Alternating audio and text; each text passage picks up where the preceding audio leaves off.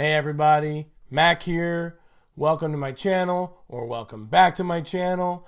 If you did not catch my last episode, I am in the midst of award season, specifically the Academy Awards. All of my videos leading up to the Academy Awards on February 24th are going to be, indeed, Oscar related. So my last video was all about the Best Picture and Best Director nominees. So if you didn't catch that video, run back and go watch that now. I'll wait. I'll give you a second. And we're going to move on today with the lead actor and lead actress nominees and talk a little bit about them. And of course, I will offer my predictions as I did last time. And I will also offer who I think should win as opposed to who I think will win. But before we get started, if you like what you are seeing on my channel, please share, like, subscribe, hit the bell so you can get notified of every new video that comes up on my channel. Every view counts, so thank you in advance, guys. I appreciate that. Before we jump into these lead performance nominees, I did get a chance to catch up on two of the three Best Picture nominees that I had not seen yet. I got a chance to see BlacKkKlansman, and that was the Spike Lee movie about the African-American detective that infiltrates the KKK. It was very good. Spike Lee, again, did a fantastic job directing. He was definitely making a point, and he really hit that point home in the ending, and I know a lot of critics spoke about the ending, and rightly so. It was very, very powerful. I laughed at it just because it's so absurd that all of this actually happened, and it's so absurd that it's a true story. But BlacKkKlansman, definitely an excellent movie. And then I also got a chance to see Green Book, and I thoroughly enjoyed Green Book. The performances by Viggo Mortensen and Mahershala Ali, not only their performances, but their chemistry was just dynamic and wonderful. It did a really good job of hitting home some points without talking down to the audience or, blatantly beating it into your head. The only real thing that sticks in my head that I wasn't thrilled about was, and I know there's the Italian family stereotype, and they really lay it on thick in this movie. And I understand that that's the way a lot of Italian families are. I mean, I grew up in an Italian family, and yes, they're loud. I get that, but I don't know. I could have done without some of the stereotypes, but it didn't take away from the fact that it was a thoroughly enjoyable and thoroughly moving film. So both BlacKkKlansman and Green Book are excellent. Still didn't see Roma yet. Yes, the one that's the easiest one for me to see, I still didn't get a chance to watch yet, but I will definitely watch it before February 24th. So let's get right into it. We're going to start with nominations for actress in a leading role, and they're going to read them alphabetically as they are listed. All right, and we're going to start. The first one is Lady Gaga for A Star Is Born. Now, love or hate Lady Gaga, there is an immense amount of talent in this woman, and she definitely showed her acting chops. Now, sometimes there are movie musicals. I'm looking at Evita that, Madonna did not get a nomination for Evita, and rightly so, because I don't think she was really that great. Her singing, don't get me wrong, I mean, her vocal chops are unparalleled, but it just didn't put on a good performance. Lady Gaga, on the other hand, can sing and also proves that she's a very natural actress and well-deserved of this nomination. And you all know my feelings on A Star Is Born. The next nomination is a big surprise, and I think it's a wonderful surprise, too. It's Melissa McCarthy for Can You Ever Forgive Me? Now, I do believe I've spoken a little bit about Can You Ever Forgive Me here, and if you're not familiar with it, Melissa McCarthy plays an actual real-life author named Lee Israel, who does biographies for very obscure people and not getting a lot of money, not getting a lot of work. So actually she realizes that there's a lot of money in personal letters and actually starts forging personal letters from famous people and selling them. A really fascinating concept and a really fascinating story. The movie was okay. The movie was very, very bleak and very drab, and I wasn't a fan of that particular aspect of it, but there's no denying that Melissa McCarthy was so out of her norm here, and I greatly appreciate that, and she did a fantastic job. She was in almost every single frame of this movie and carried this movie on her shoulders. So it's a really well-deserved nomination for Melissa McCarthy. Next up is Olivia Colman for The Favorite. Olivia Colman plays Queen Anne. Although all three female parts in The Favorite seem to be very equal, on screen time and importance, I guess the woman that played the Queen should get the lead actress nomination, and it is unbelievably well deserved.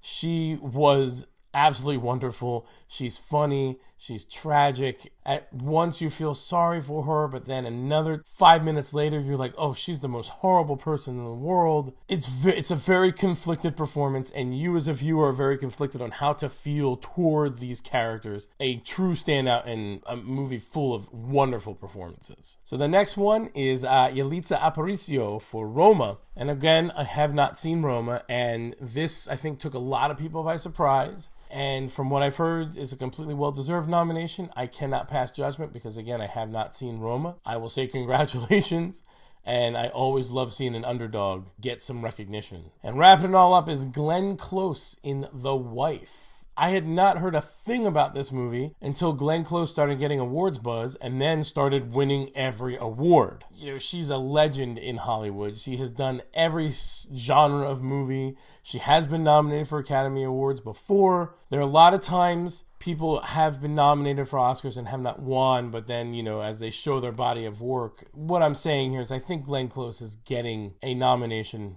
not only for what's supposed to be a great performance in this movie, but her body of work in its entirety. So I think that's awesome. All right, let's move on to Best Actor in a Leading Role. And we start with Bradley Cooper in A Star is Born. Now, Bradley Cooper, I have been watching Bradley Cooper since he was on the show Alias in the early to mid 2000s. And I know he was going to be big, but like, who knew this, right? I mean, Bradley Cooper's everywhere right now. He's in, he's Marvel movies, he's in comedies, he's in dramas. And now he directed and starred in this amazing film, and he does such a good job. And not to mention the fact that he sings as well, and he can sing quite well. Kudos to Bradley Cooper. Glad to see he's finally getting the recognition he deserves. Next up is Willem Dafoe for At Eternity's Gate. I will tell you guys, I have not seen At Eternity's Gate, and I know absolutely nothing about it. Did not do any research before this show either.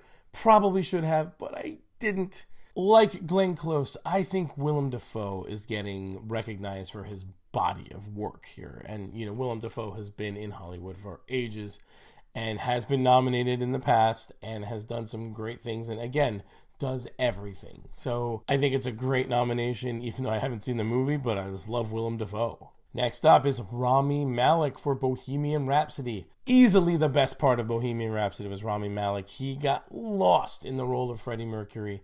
It was like you weren't even watching an actor at some point. He really helped elevate that movie above your standard biopic just with the way he inhabited that role. He's, getting a lot of awards buzz. I know he's won a few things. I would not be disappointed to see him win this.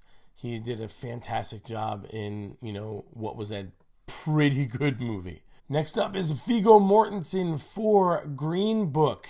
Now, I did mention before that Green Book does kind of play into those Italian stereotypes, and Viggo Mortensen is, the lead role as, an Italian father, mobster trying to get out of the mob scene. And the cool thing about him is that he's not a cookie cutter character. He does, of course, he spouts the Italian words and so on and so forth, but there's more to him. And again, I think what's so good about the movie is that it doesn't force feed you all of the layers of his character. It lets you gradually and genuinely see those layers unfold as the movie progresses. So again, a great performance in a very good movie. So Viggo Mortensen. And we wrap it up with past winner and current nominee Christian Bale for Vice. He's amazing. If Rami Malek loses himself as Freddie Mercury, like Christian Bale flat out was Dick Cheney, and that is frightening. He was, had every inflection down, had the walk down, had the glares down.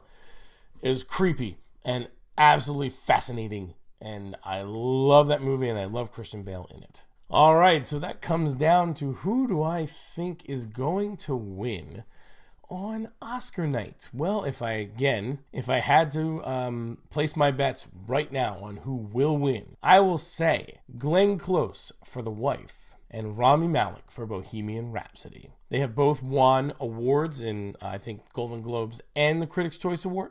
It's not a guarantee, But if I really had to pick right now, it would definitely be those two. Now, who do I think should win?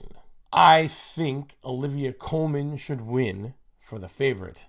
And I think Christian Bale should win for Vice. Olivia Colman has a good shot. Christian Bale, I don't think he does. Big difference between who I think will win and who I think should win. One last thing, I would like to update my prediction of who will win Best Picture. I'm going to stick with my Best Director for Alfonso Cuarón. I still think he's going to win that. But Best Picture, and I can't believe I'm saying this, I think I'm going to change from Roma to Black Panther. I think people want to see a change. I also think Academy voters are trying to skew to the younger audience to get more viewers. And I think the best way to do that is to hand a Marvel movie the statuette for Best Picture. It's looking more and more likely day by day.